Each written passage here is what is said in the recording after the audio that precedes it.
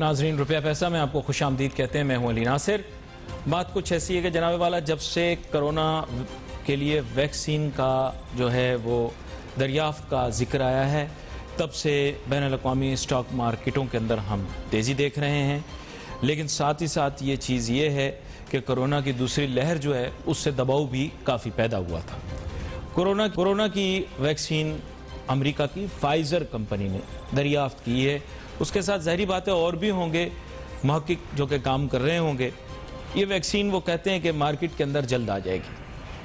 अगर ये मार्केट में आ जाती है और जितना इन्होंने बताया है कि उसका सक्सेस रेट है, यानी वो कामयाबी से तहफ़्फ़ुज़ कर सकती है कोरोना वायरस से, तो फिर फैलाव की रफ्तार निस्बतन अमेरिका में कम हो जाएगी। वहाँ की तो मार्केटें भी तेज़ हो जाएंगी, लेकिन दुनिया भर की मार्केटों के अंदर इसकी तेज़ी दिखाई ज़रूर दे रही है, लेकिन उसको हम सॉलिडली तब देख पाएंगे जब दुनिया भर में ये वैक्सीन आम तौर पर दस्तयाब अब कैसे होगी।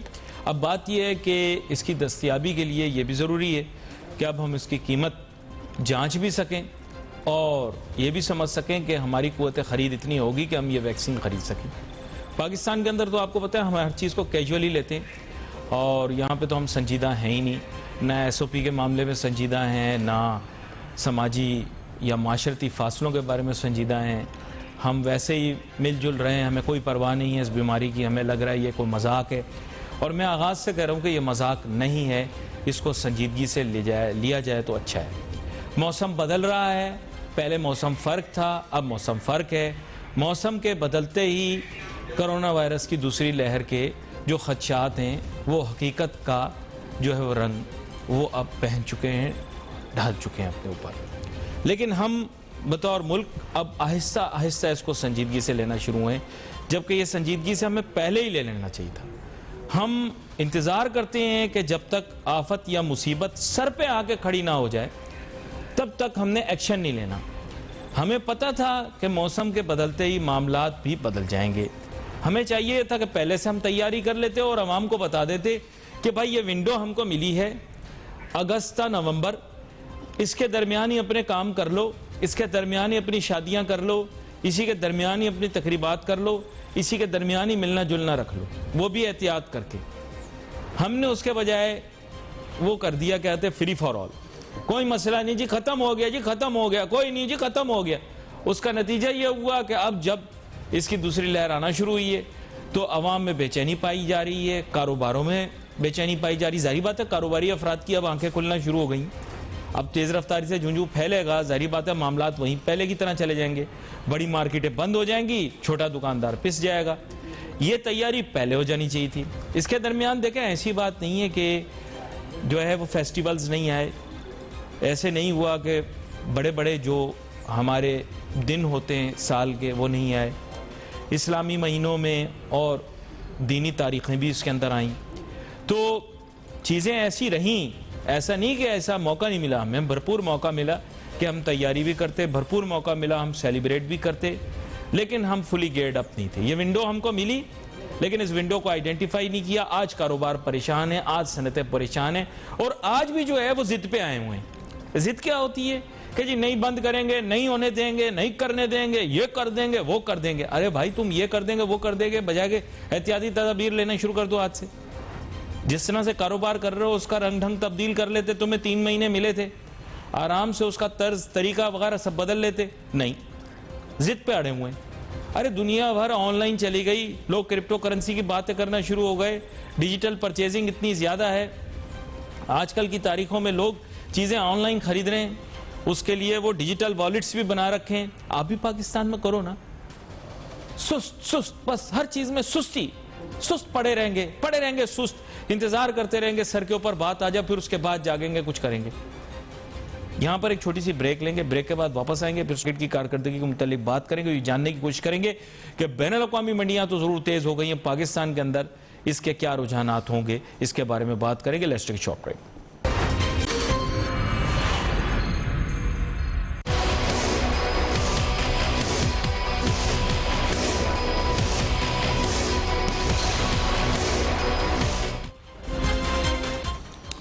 नाज़रीन, रुपया पैसा में आपको खुशामदीद कहते हैं। मैं अली नासिर, और ब्रेक पर जाने से पहले हम गुफ्तगू कर रहे थे जनाब वाला, तफसीली तौर पर हमारी बात हो रही थी। हम आपको बता रहे थे कि जनाब कोरोना की जो दूसरी लहर है वो भी आ गई है, और दूसरी तरफ अगर आप देखें तो दुनिया भर में जनाब वाला एक खलबली सी मच गई है अच्छी वाली, जब से इसकी वैक्सीन दरियाफ्त हो गई है। तो उसकी वजह से मार्केटों के अंदर हम तेज़ी भी देख रहे हैं। तो यानी दो अपोजिंग फोर्सेस आ गई। लेकिन प्रॉब्लम ये है कि अमेरिकी मार्केटों के अंदर तो हकीकी तौर पर उसके असरात मुरतब होते हुए दिखाई देंगे, लेकिन बाकी दुनिया का क्या, जहां पर शायद वैक्सीन थोड़े बाद में पहुंचे। हमारे साथ बहुत ही अहम मेहमान शामिल गुफ्तगू होंगे। जनाब एहसन मेहनती साहब, जो कि मारूफ मुआशी तज्जिया कार हैं। वेलकम करता हूं सर आपको शो में। Thank you. एहसन मेहनती साहब, अब बात कुछ ऐसी है कि जनाब वाला, हम कोरोना वायरस के बारे में सबसे पहले तो उस थ्रेट को एक्सप्लोर करते हैं कि जी ये दूसरी लहर आ गई, यानी दूसरी वेव, और उसकी वजह से बैनुल-अक़वामी मंडियों में बड़ा दबाव था। अमरीकी इलेक्शन के अंदर भी आपको पता है कि कोरोना वायरस एक अहम मौजू रहा और मार्केटों को भी ड्राइव करता रहा, मईशत को भी दुनिया की ये मुतासिर करता रहा। अब फाइज़र ने ऐलान किया कि जनाब हमें वैक्सीन मिल गई है, और शायद इसी महीने के आखिर के अंदर वो वैक्सीन दस्तयाब भी हो जाए, अगर वहाँ की जो अथॉरिटीज़ हैं वो उसको अप्रूव कर दें। तो एहसन मेहनती साहब, थोड़ा ये बताइएगा कि इसके असरात बैनुल-अक़वामी मंडियों पर और पाकिस्तान की मंडी पर कैसे होंगे। देखिए, आई थिंक कि इनिशियल जो इसके असरात थे वो तो सबके सामने हैं कि दुनिया भर की मार्केट जो है वो तेजी की तरफ रुक कर गई थी, और जाहिर है ऑयल प्राइसेस हमने देखा कि 12% तक जो है वो बढ़ गया था। $34 पे ऑयल चल रहा था और वो कोई $42 की तरफ जो है वो चला गया था। तो आई थिंक कि जो इनिशियल जो उसके जो रिएक्शन था वो इन्वेस्टर्स का अक्रॉस द ग्लोब जो है वो बाइंग जो है वो स्प्री थी, और हमने देखा कि ग्लोबल मार्केट्स, पाकिस्तान मार्केट, तमाम एशियन मार्केट्स ने जो है पॉजिटिविटी दिखाई थी। और फिर जाहिर है उसके बाद हमने देखा कि जो मामलात वे उसमें फाइजर की अपनी कंपनी के जो सीईओ हैं और सीएफओ हैं उन्होंने अपने शेयर जो हैं वो सेल कर दिए। अच्छा, अब इस मामले के बाद जो है वो हमने देखा कि ग्लोबल मार्केट में दोबारा से अब जो है प्रेशर आ गया, ऑयल प्राइसेस दोबारा से जो है वो गिरना शुरू हो गए, और उसकी वजह यह है कि इस जो सक्सेस है उसके पीछे जो टाइम फ्रेम है उसमें रेगुलेटरी अथॉरिटीज़ के अप्रूवल जो है वो इस वक्त दरकार हैं। यूएस के अंदर भी, स्पेशली पाकिस्तान के अंदर ऐसे लोग जो कि एक्सपेक्ट कर रहे थे कि जो इसकी जो है इमीडिएट जो है वो पॉजिटिविटी नज़र आएगी और जाहिर है ये पेंडेमिक ख़त्म हो जाएगा। आई थिंक कि इसमें बहुत सारे हमारे अपने साइंटिस्ट की जो है अताउर रहमान साहब, उनकी कंक्लूजन आया है कि ये पाकिस्तान के लिए वायबल ही नहीं है मेडिसिन, और जाहिर है फिर अब हम कोई चाइनीज सोल्यूशन की तरफ जो है वो रुख करेंगे। तो पाकिस्तान मार्केट तो इस वक्त जो है शदीद जो है वो मंदी का जो है अब समा है, और जाहिर है इनिशियल जो रिएक्शन था वो काफ़ी ज़्यादा पॉजिटिव था। मार्केट में हमने 700 से ज़्यादा पॉइंट्स की जो है वो तेज़ी देखी, और इस वक्त मार्केट तकरीबन 500 पॉइंट जो है वो नेगेटिव है। अच्छा, जब ये प्रोग्राम नशर हो रहा होगा, ज़ाहिर बात है उस टाइम पर मार्केट सिचुएशन हमें देखनी पड़ेगी, लेकिन यहाँ पर ये मैं एक चीज़ की वजाहत आपसे चाहूँगा कि अब चूँकि आपने इस चीज़ की वजाहत कर दी, लेकिन बायोटेक कंपनीज़ जो कि कह रहे हैं कि जनाब दुनिया भर में वैक्सीन की तहकीक कर रही हैं, उनकी कीमतों के अंदर क्या हमें इजाफा दिखाई देगा आगे आने वाले दिनों के अंदर? जूँ ये अगर ये फाइजर की वैक्सीन जो है ये कामयाबी से मार्केट में आ जाती है, तो बहुत सारी और भी आपको पता होगा बायोटेक कंपनीज और फार्मा और रिसर्च एंड डेवलपमेंट की कंपनीज इस पर काम कर रही हैं, उनकी कीमतों में भी इजाफे की तवक्को की जा सकती है। बैनुल-अक़वामी सतह पर बात करूं, देखिए ये तो सेक्टर ही ये चल रहा है। हमने देखा है जब से पेंडेमिक स्टार्ट हुआ है तो एक फार्मा सेक्टर है जो आउट परफॉर्म कर रहा है, और जाहिर है ये फार्मा सेक्टर इस हद तक आउट परफॉर्म किया है कि सर्टेन फार्मास्यूटिकल कंपनीज की जो मार्केट कैपिटलाइजेशन है वो 3 या 4 टाइम्स जो है बढ़ चुकी है। तो आई थिंक ये पेंडेमिक जो है it is basically benefiting the pharmaceutical, जिसमें बायोटेक भी आ जाते हैं और जाहिर है दीगर फार्मास्यूटिकल कंपनी जो पाकिस्तान स्टॉक एक्सचेंज में भी लिस्टेड है, जाहिर है ग्लोबली भी लिस्टेड है। आई थिंक कि वहाँ पे जो आउट परफॉर्मेंस है वो अपेरेंटली नजर आ रही है कि फार्मास्यूटिकल कंपनीज हैं उसी ने बेनिफिट लिया। It was followed by construction sector या दूसरे सेक्टर्स, जहाँ पर बाद में जो है वो पता लगा कि जो बैंक डिपॉजिट्स हैं वो बढ़ गए, जाहिर है लोग नई इन्वेस्टमेंट नहीं कर रहे, तो 20% पाकिस्तान के अंदर भी बैंक डिपॉजिट्स बढ़ गए। अक्टूबर के माह के अंदर रेमिटेंसेस बढ़ गई, जाहिर है अनएम्प्लॉयमेंट भी है सारी दुनिया में पाकिस्तानीज की, उससे हमने देखा 14% अब रेमिटेंसेज बढ़ गई। तो आई थिंक कि इनिशियल जो बेनिफिट है वो फार्मास्यूटिकल बायोटेक कंपनीज को हुआ, और आइंदा आने वाले वक्तों में भी जो है पेंडेमिक का जो खात्मा होगा, जाहिर है वो इन्हीं कंपनीज के जो प्रॉफिट्स हैं वो ही हमें रिफ्लेक्ट करेंगे कि पेंडेमिक जो है उसका खात्मा हो रहा है। तो आई थिंक कि गोइंग फॉरवर्ड कंस्ट्रक्शन सेक्टर, फिर सेकंड ऐसा सेक्टर होगा फॉलोड बाय बैंकिंग सेक्टर के, जहां पर हमें देखा जाएगा कि वहां पर जो है इन्वेस्टर इंटरेस्ट बढ़ेगा और उनकी कॉर्पोरेट अर्निंग्स भी जो है बढ़ेंगी। अच्छा एहसन मेहंती साहब, एक दो चीज़ें हैं जो कि पाकिस्तान की मार्केट के अंदर मिसिंग हैं, मैं चाहूँगा आप उन पर भी थोड़ा सा हाईलाइट करें। बात यह कि जैसे ऑनलाइन रिटेल है या इवन के रिटेल सेक्टर और ऑनलाइन रिटेल सेक्टर, इन्होंने बड़ा पिकअप किया है इस दौरान में। दुनिया भर में तो इनकी जनाब बहुत वाह हुई, तो वहाँ पर हम कहीं मौजूद नहीं थे। और इसके अलावा इंटरनेट और टेक्नोलॉजी बेस्ड जो प्रोडक्ट्स हैं वो भी पाकिस्तान की मार्केट के अंदर तकरीबन ना होने के बराबर हैं। कम्युनिकेशन की प्रोडक्ट्स तो ज़रूर हैं, लेकिन इंटरनेट और टेक्नोलॉजी बेस्ड प्रोडक्ट्स इतनी अवेलेबल नहीं हैं। तो ये आपके ख्याल से क्या दो नेग्लेक्टेड सेक्टर्स नहीं है पाकिस्तान की मार्केट? देखें, I think you are right कि ये लिस्टेड सेक्टर के अंदर जो है इतनी ज़्यादा टेक्नोलॉजी बेस्ड कंपनीज नहीं हैं। 2-3 कंपनीज हैं जो अच्छी परफॉर्मेंस भी देती हैं, कॉर्पोरेट रिजल्ट्स भी उनके काफ़ी बेहतर हुए हैं। पेंडेमिक में स्पेशली जब टेक्नोलॉजी का यूज़ बढ़ गया तो कॉर्पोरेट अर्निंग जो है काफ़ी बेहतर हो गई। 50% से ज़्यादा एक्सपोर्ट्स बढ़ गई उन्हीं कंपनीज की, और 50% से ज़्यादा कॉर्पोरेट अर्निंग्स अच्छी हो गई। लेकिन जो प्राइवेट सेक्टर है वहाँ पर काफ़ी ज़्यादा जो है हमने देखा है टेक्नोलॉजी सेक्टर जो है उसका कॉम्पोजिशन है। एक्सपोर्ट्स भी हमने देखी कि जो 600-700 मिलियन डॉलर होती थी ये तकरीबन $2 बिलियन हो गई, और अब हमने देखा है कि साल के अंदर जो है नेक्स्ट प्रोजेक्शन को $4 से $5 बिलियन की है आईटी एक्सपोर्ट्स की पाकिस्तान के अंदर टेक्नोलॉजी ड्रिवन। तो आई थिंक कि इसमें पोटेंशियल बहुत ज़्यादा है। लिस्टेड कंपनीज अगर आती हैं तो जाहिर है कैपिटल रेज भी हो सकता है। उसके लिए जेम्स बोर्ड जो है वो पाकिस्तान स्टॉक एक्सचेंज तश्कील किया है कि वो स्मॉल एंड मीडियम एंटरप्राइजेज के अंदर और उस एरिया में जो टेक्नोलॉजिकल सेक्टर के अंदर एंटर होते हैं वो पाकिस्तान कैपिटल मार्केट से सरमाया भी जो है वो हासिल कर सकते हैं। जेम बोर्ड के थ्रू मिनिमम रेगुलेशन के साथ वो कंपनी को लिस्ट कर सकते हैं। बट लिस्टेड कंपनी स्पेशली जो है इस सेक्टर के अंदर पाकिस्तान में पाई नहीं जाती। प्राइवेट सेक्टर के अंदर अगर हम देखें तो पोस्ट ये पेंडेमिक की जो फर्स्ट वेव है उसके बाद हमने देखा है कि टेक्नोलॉजी एक्सपोर्ट पाकिस्तान के अंदर 100% उसके अंदर जो है वो इंक्रीज आया है इस सारे टेनोर में, जब टेक्नोलॉजी का यूज जो है। और फिर पूरी दुनिया में हमने देखा कि मैं इसके ऊपर दोबारा से आपके पास वापस आता हूं, मुझे एक छोटी सी ब्रेक लेनी, ब्रेक के बाद जब वापस आता तो मैं इस मौजू पर आपसे बात करता हूं, साथ साथ रिटेल के बारे में बात करूंगा, बहुत brick and mortar virtual world की, क्योंकि अहम चीज ये है कि रिटेल सेक्टर इस वक्त दुनिया के अंदर बड़े बड़े रिचेस्ट लोग दुनिया के जो हैं वो रिटेल सेक्टर से बिलोंग करते हैं, लेकिन पाकिस्तान के अंदर रिटेल इतनी ज्यादा लिस्टेड सेक्टर में मुझे दिखी नहीं है। उसकी तफसील इनसे लेंगे। Let's take a short break.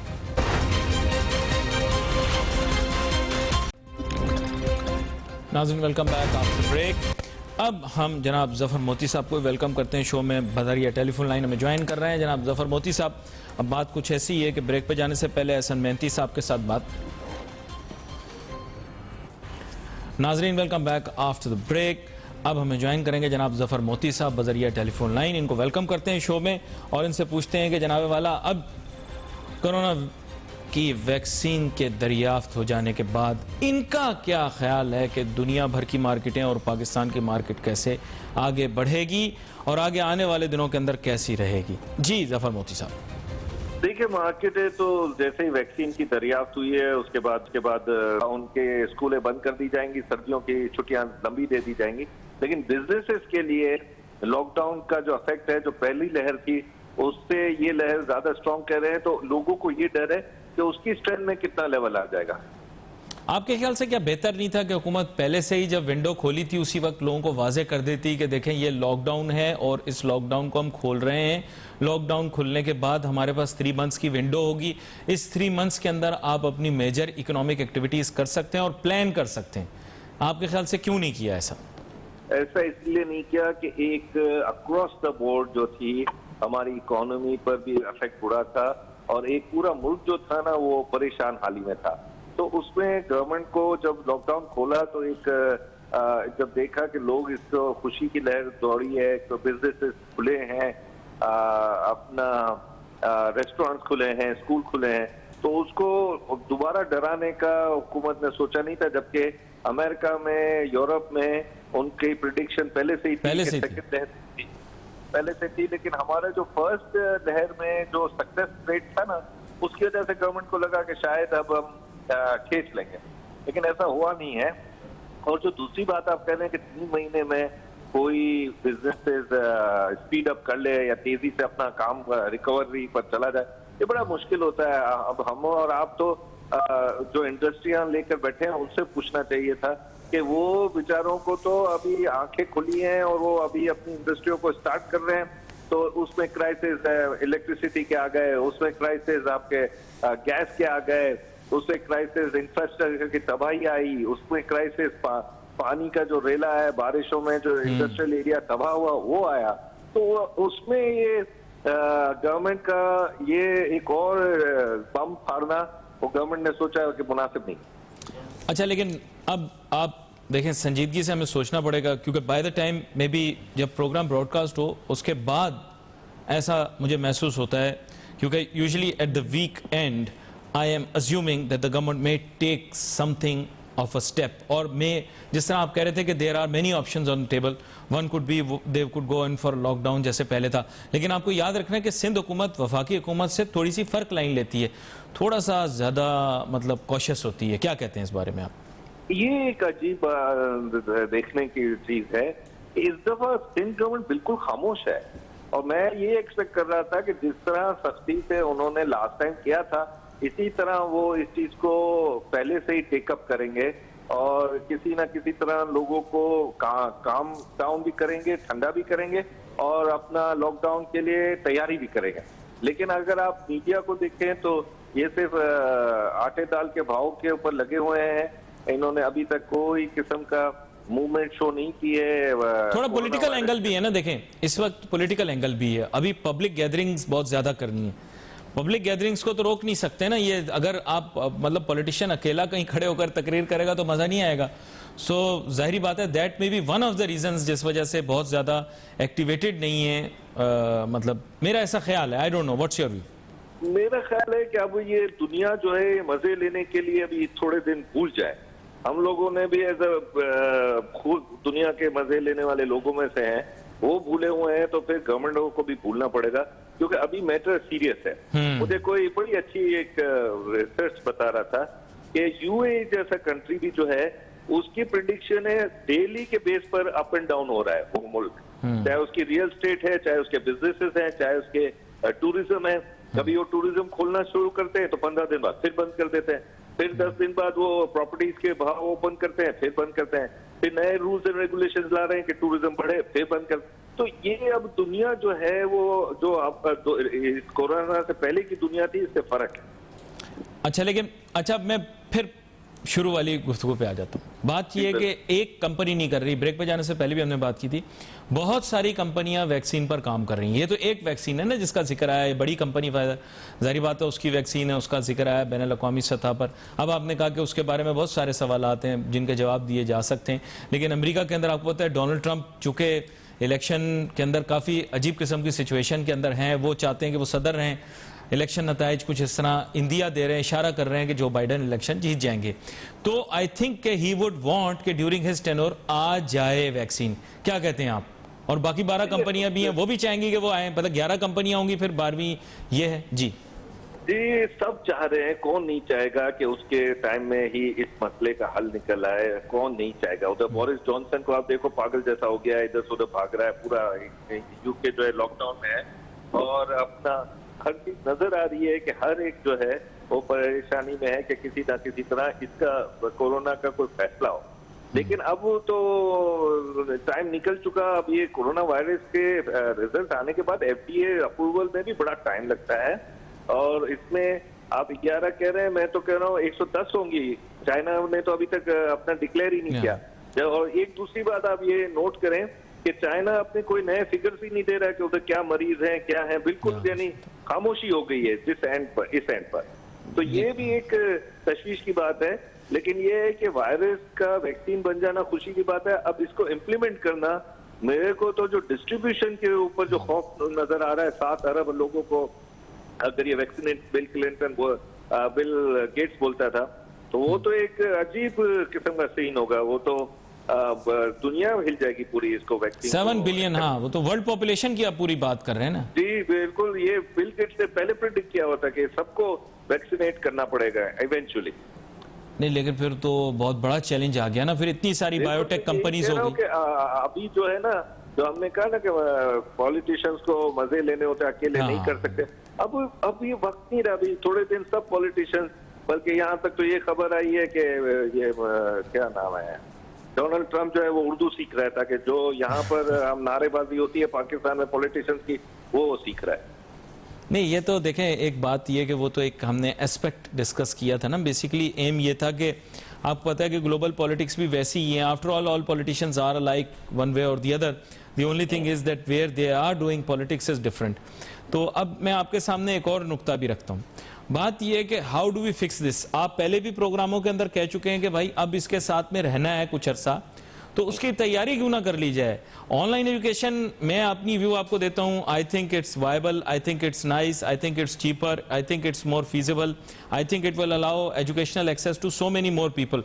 May be not for children, बच्चों के लिए अच्छा नहीं है, but online education for universities, colleges and for a little more mature, जैसे आप कह सकते हैं group, it is good.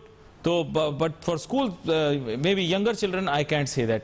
What's your view just for online education? I am saying जी, मैं तो ऑनलाइन ही एक्सपीरियंस कर रहा हूँ, क्योंकि मेरी बेटी वेरी एक्सपेंसिव स्कूल में पढ़ती है, छोटी वाली, तो उसको ऑनलाइन का चढ़ा हुआ है ना।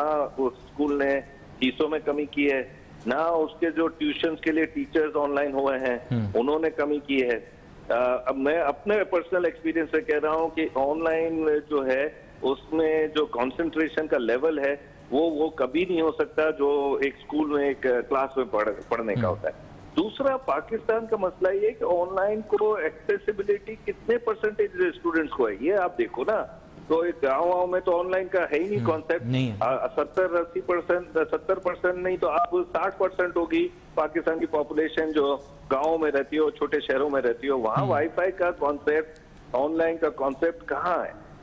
नंबर 2, नंबर 3 ये कि ऑनलाइन अगर ये जिंदगी भर के लिए कॉन्सेप्ट आ रहा है तो लोग डेवलप करें। हम लोग और अब पूरी दुनिया जो है वो एक किस्म के उम्मीद में है कि ये मसला हल होगा अगले साल।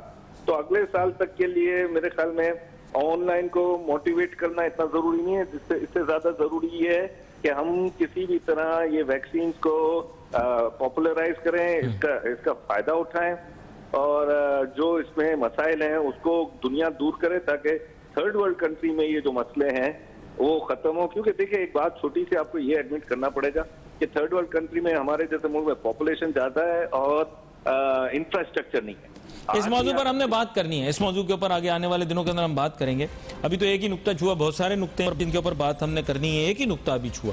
अभी तो बात यह है कि ऑनलाइन में बिजनेस कैसे करना है, कॉमर्स कैसे करनी है, ऑनलाइन में काम किस तरह से करना है, बहुत सारे हिस्से, और उनके बारे में हम बात करेंगे। उन मौजूआत पे, उन नुक्तों पर हम जरूर बात करेंगे कि वो ऑनलाइन कारोबार भी होना चाहिए, ऑनलाइन काम भी होना चाहिए।